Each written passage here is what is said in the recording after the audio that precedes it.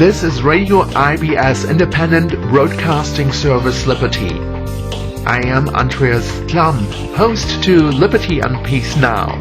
In October 2008, the human rights organization Per Aspera will celebrate its 40th anniversary. The human rights organization Per Aspera was founded in October 1968 by the author of several books and artist Michael Heise. He has studied literature with the Stanford University in the United States of America and law with the university in the city of Giessen in Germany. In December 2008, the 100,000 White Roses campaign will take place in the city of Berlin, and I'm very thankful that I had the chance for an interview with Michael Heise. This is Radio IBS Liberty, Independent Broadcasting Service Liberty. My name is Andreas Klamm. This is a special coverage about the foundation of the human rights organization Per Aspera in 1968. In October 2008, the 40th anniversary of the human rights organization Per Aspera will be celebrated in Germany, North America, and even in Asia. Welcome on the program to Mr. Michael Heise. He is well known in Germany, Asia, and in North America. Mr. Michael Heise is an author of many books. He studied law with the Stanford University in the United States of America, and he is an artist also. Welcome on the program. How are you doing? Well, I'm just fine. I'm glad that I could be there. What has brought you about 40 years ago to found, beside the famous human rights organizations such as Amnesty International, your human rights organization Per Aspera? Well, the main reason was that I got involved with the situation of Nelson Mandela. I visited in the 60s quite often South Africa, and I had a lot of trouble there. I was just very much opposed to the apartheid policy there. And then back in Germany, after I was kicked out of the country for using wrong stairways going down to the beach, which were actually only for colored people and others for white people, and I purposely used the stairs for the colored people because I have to believe, since I was born, that all human beings are the same regardless of color. And that wasn't taken too well in the South Africa of the 60s. So I was kicked out there and not allowed in for the next 10 years.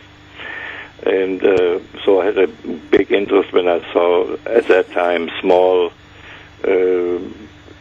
articles in newspapers about the Nelson Mandela trial.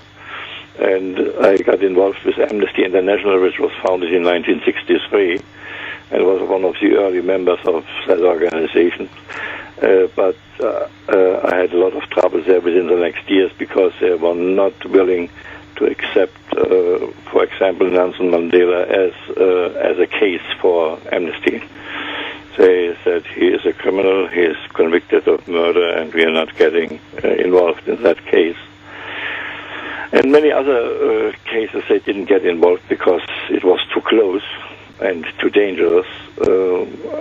Finally got me to a point where I decided to go on my own and stay a member of Amnesty, of course, because it's a huge organization and you can't completely disregard him. But I just wanted to have something which was closer to the people and smaller and better to overlook and more active. And that was the birth of Per Aspera. Per Aspera ad Astra is actually taken from Latin language. Could you explain, please, what is the meaning of Per Aspera ad Astra? Well, it works with you too, you see. By using only the half of this idiom, only saying Per Aspera and not saying ad Astra, raises questions because it belongs together.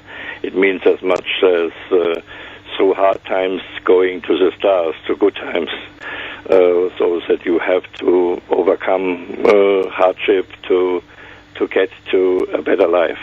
That's the meaning of it.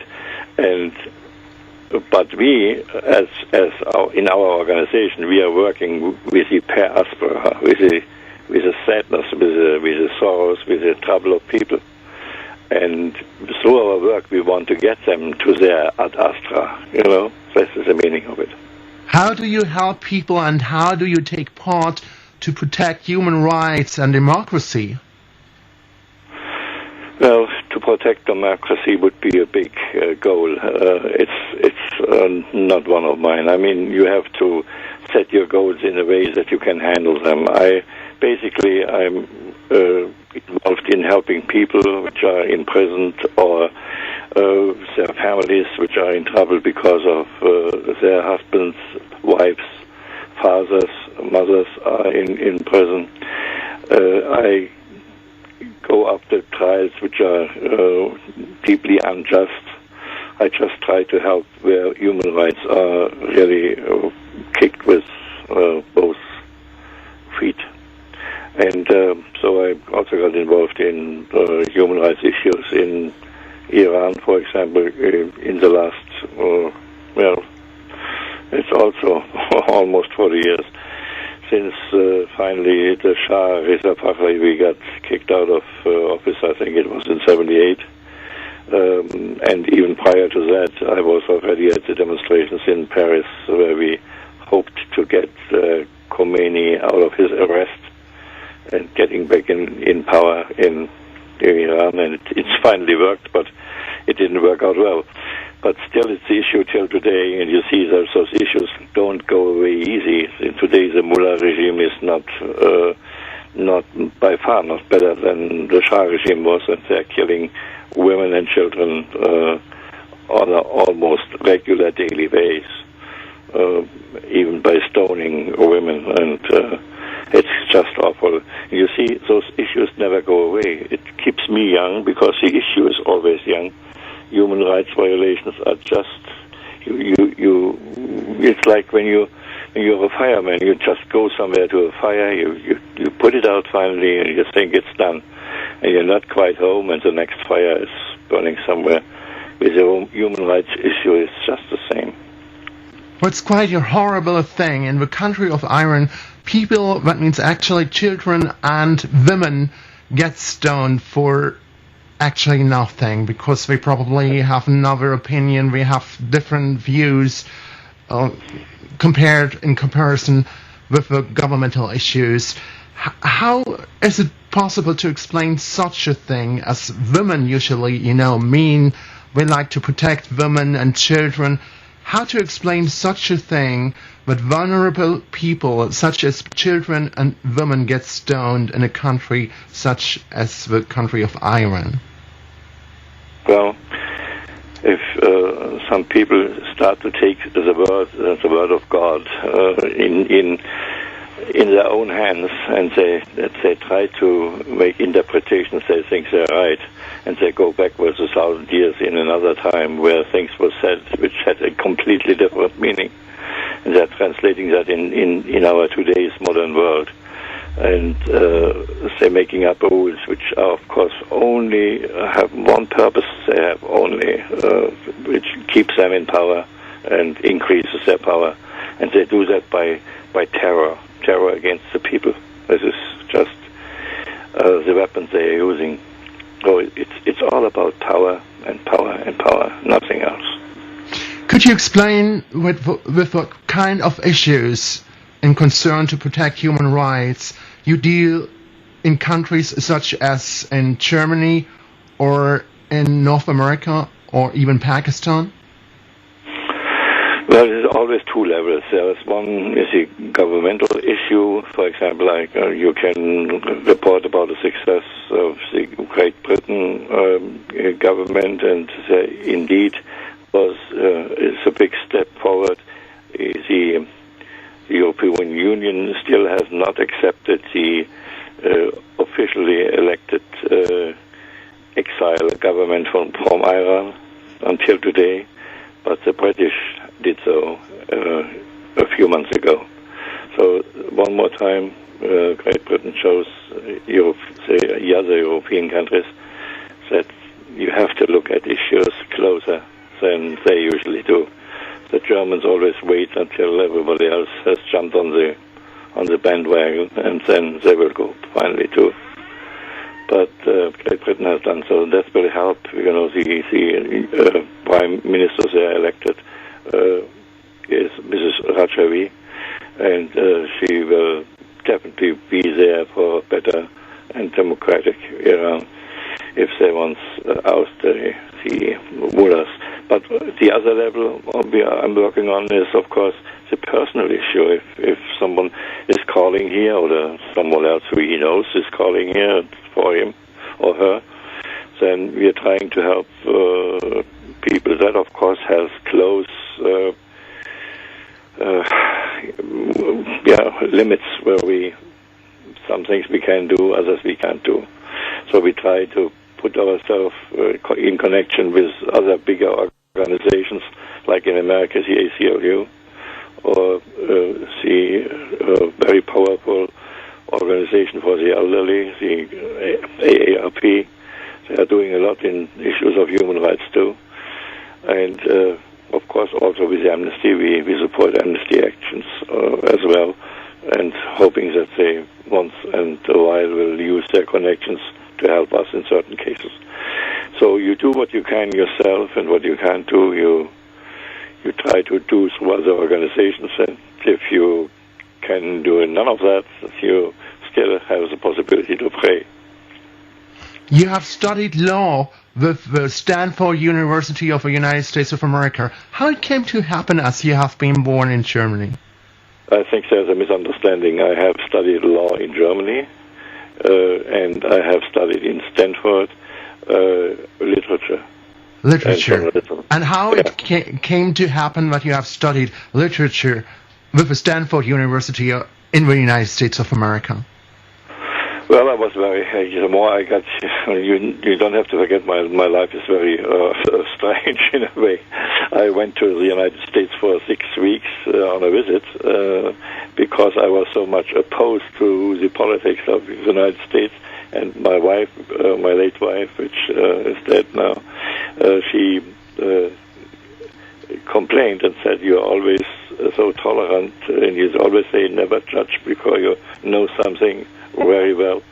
But in the case of the United States, you've never been there. You never have met anyone besides the GIs living here in Germany. And you have such a strong opinion against the United States. That's not like you." So finally she got me. So we went to the United States. I fully opposed to find everything what I will see there terrible, horrible, and absolutely bad. And the first 2 weeks I defended my judgments always. I said, well, that is beautiful here, but I know how the states are. This must be an exception. But if you try to be a halfway honest man, after a few hundred exceptions, you have to admit that maybe your picture was wrong. So we got so interested in the society there that we stayed and started to work there. And I had 5 children in America, and we lived there, and I had a business, and I just forgot to get back home. So eventually I also wanted to see if there is a special literature in the United States, which is just in that country only typical, and I found something which is the study of the literature of the Romantics, which is very interesting because it has all this, writers like Cooper, who just glorified the time of going west. And you learned a lot about the people then, and I understood that country a lot better after I was finished with my studies. The excellent broadcasting host and journalist Amy Goodman has written with her brother David Goodman the book Standing Up Against the Madness. Do you believe that it is the time right now to stand up against madness? Well, I think for me personally, there are always 2 answers at least possible. The one for me personally is I couldn't live any other way. I'm not a hero. I'm just someone who has no other option. I cannot resist to raise my voice if I see something happening about this unjust and unfair and violates human rights.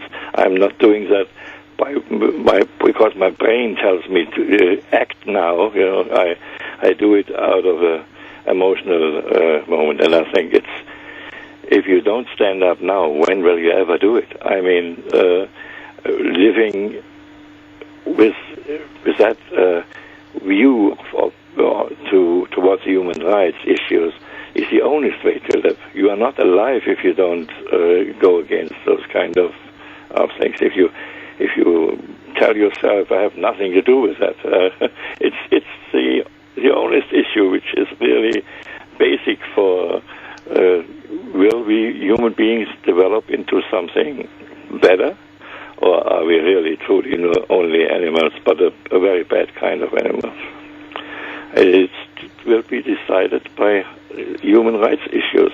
How is my personal position when it comes down to the violation of human rights of women, children, old people, handicapped, and so on? And how tolerant am I towards people who have different beliefs? That are human rights issues right by the roots, and if you don't go there, you're not really a human being. I just said you will miss a point where you start to develop yourself as a human being if you just don't accept that issue as one which is important for you. It's my personal opinion. That's the way how I live, and that's why I'm doing what I'm doing, and I'm not a hero, I say that again. I'm just do what I have to do. But journalist Amy Goodman has stated also that all people are important in extraordinary times. Many of us have been facing quite a lot of difficulties. Do you believe we do live in extraordinary times? Oh, I certainly believe that. I think we're living in kind of an end time where we have either to get the issues which are in hand. I mean, it's not only our environment; it's our relationships towards each other, our societies. Everything has to come to a point where you have to make decisions, and you have to do it fast. I think. And all we cannot miss one single person. We need all the power mankind can develop towards better solutions. So yes, I do believe that strongly. What is democracy meaning to you? Democracy is for me the right of the individual to say and believe and think whatever he or she wants, but to do only what is in a consensus of not hurting someone else, the best for all of us. How do you think about liberty for all people? Well, liberty for all people is a wonderful idea, but like with all those kind of words, they are big words. What does liberty mean? You put 10 people in one room out of one country, each one person out of each country, and you talk about liberty, and everyone should paint a picture what liberty means for him or her, and you will get 50 answers.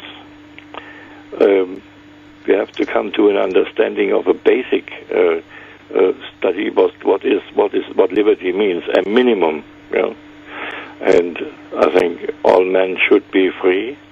Yeah, I believe that strongly. But the freedom has also limits. Has no freedom without limits, without acceptance of rules, without accepting of differences in opinions in people in situations.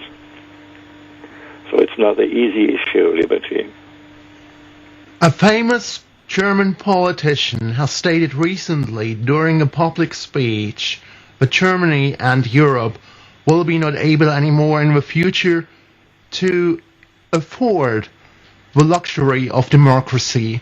How do you think about such a horrible statement, as we do know the dark times during 1933 to 1945? Exactly. You take my answer. I just wanted to remind that we had already a guy, 1933, who was also believing that we cannot afford democracy any longer. We all know how that has ended. I mean, of course, the answer is very simple. This is an absolutely nonsense to say something like this. It's just horrible.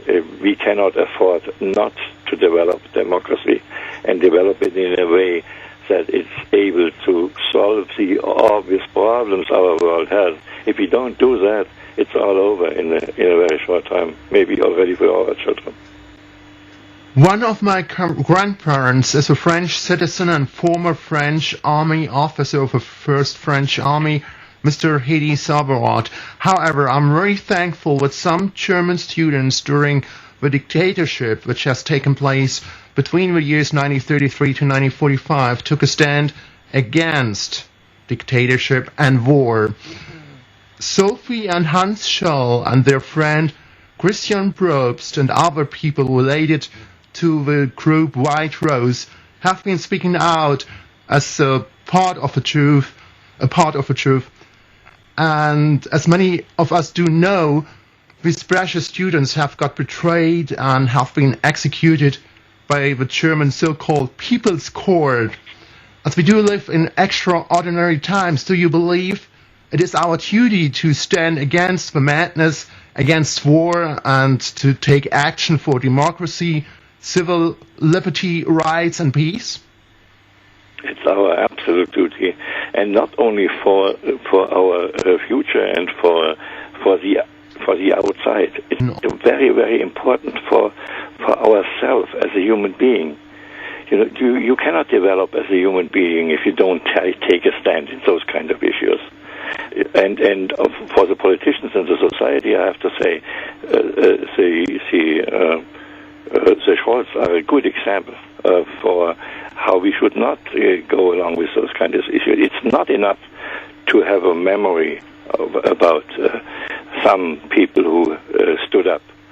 It's not enough to call a university in the brown Munich of 1933 to call today the university the Geschwister Scholl University. It's not enough to memorize. It is important to look what they have done and what others have lived for and have died for, and to do something.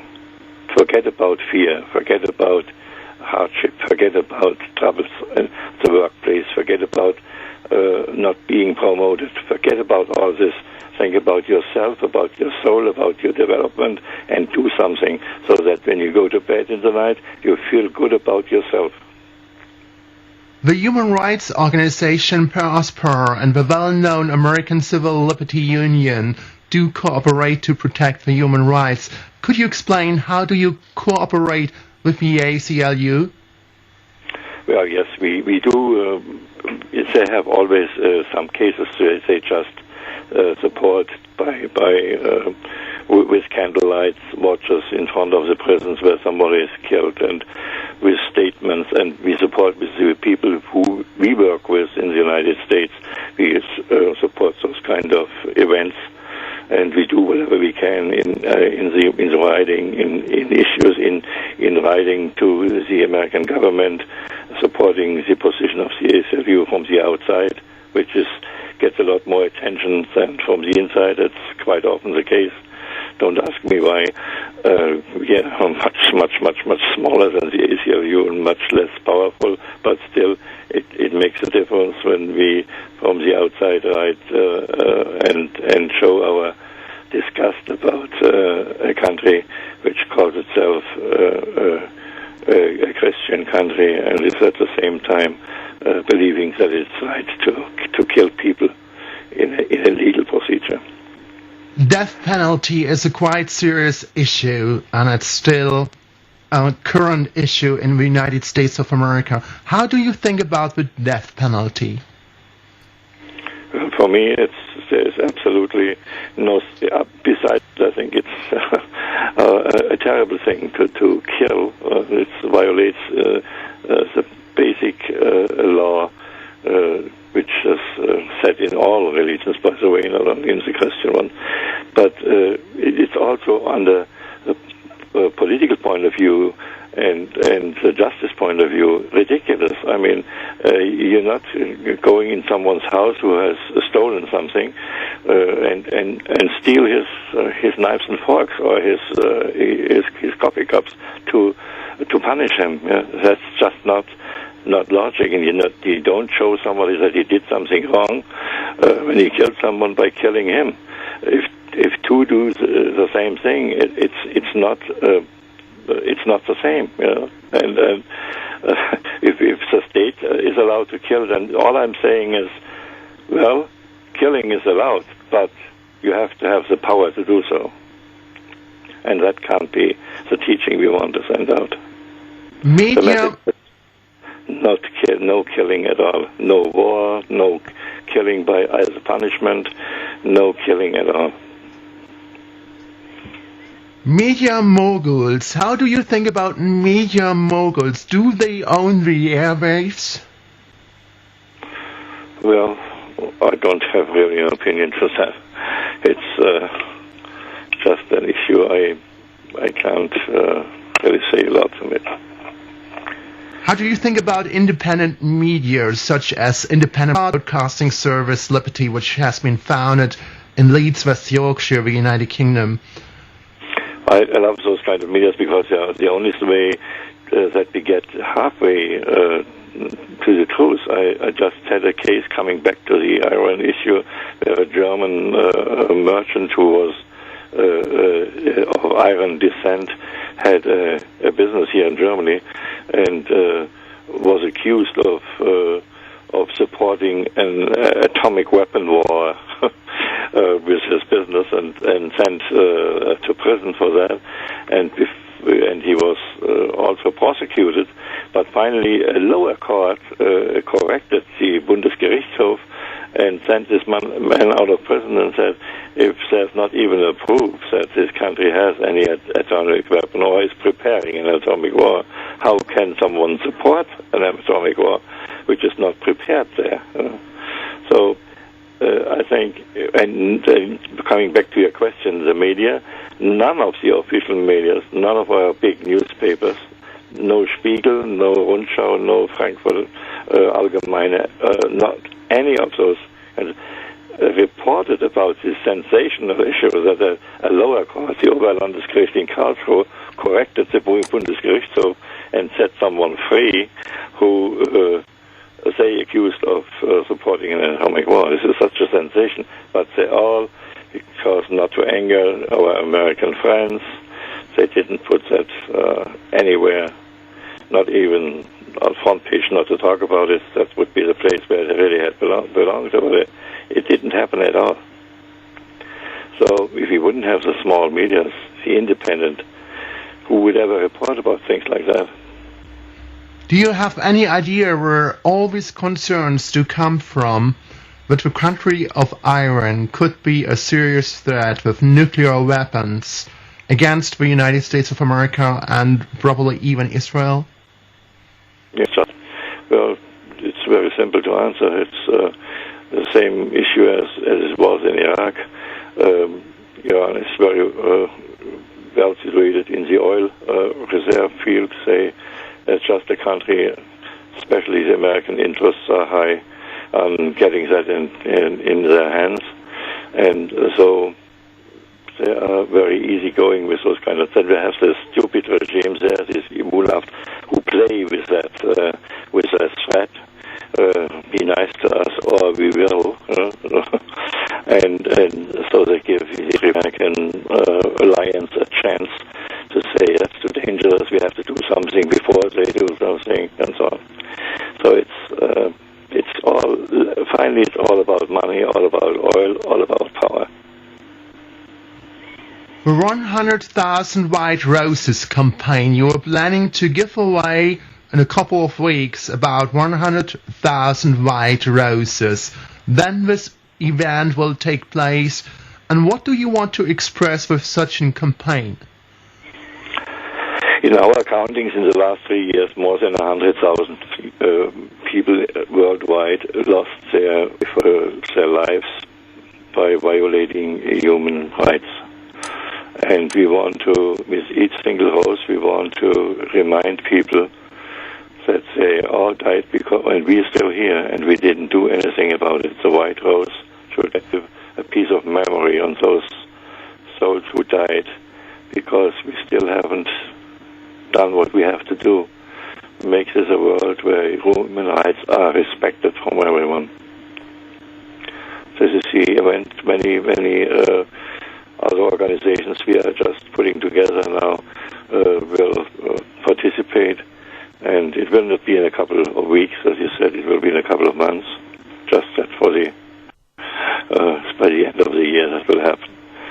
And I think we want to give one to each person, one-on-one, and tell them about that people are dying, that women are stoned, that children are dying because human rights are violated, and that we all have the duty to do something about it.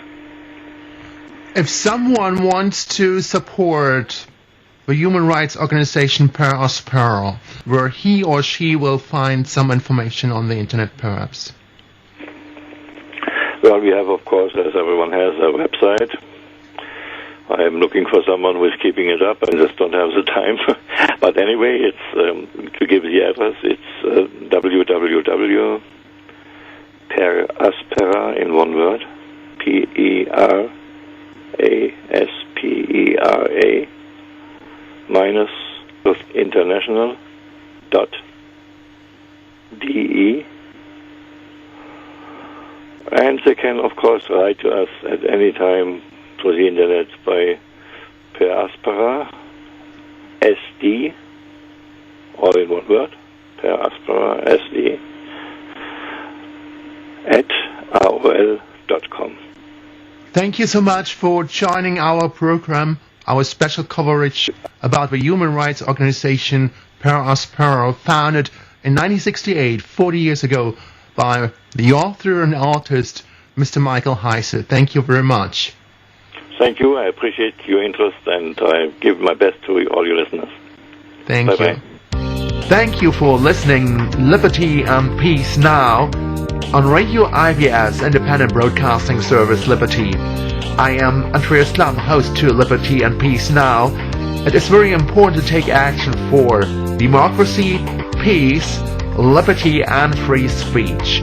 If we are going to work together for something good, many of us could learn to experience real peace, love and joy even in extraordinary times.